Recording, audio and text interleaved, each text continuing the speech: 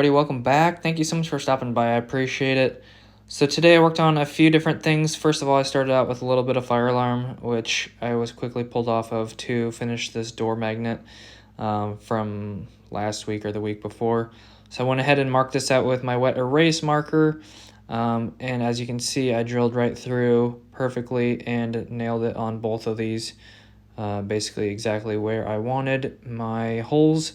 Marked it out on the left side with the square, and I transferred that number over to the front side of the door, and then from there I went ahead and put the plate on, put the screws through, and then put on the door magnet on the back side, screw that together. Had to use an extender because the normal piece that it comes with, which is just basically the magnet to that little door holder, was way too close, so I had to add an extender.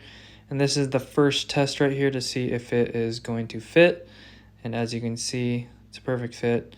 Someone else put like a marker on that door magnet, so that wasn't me. But anyways, perfect fit. And after that, went ahead and went out into the hallway, grabbed the containment cart, grabbed TJ, and went ahead and tied that in to its power source.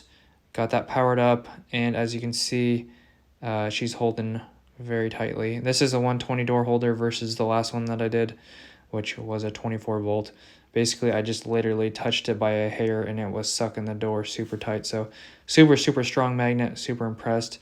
And then from there, with the rest of my day, I made this abomination of an attempt of trying to make a blueprint holder with some 3.5 inch PVC. I thought it was 3 inch.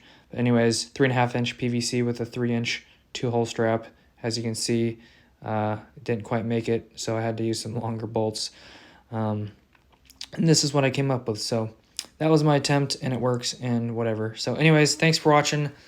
Hopefully you guys enjoyed. If you did, drop a like and subscribe. I'd appreciate it. Got some great videos coming up for you guys this week. Stay tuned, new tools, and that's going to do it. God bless. See you in the next one.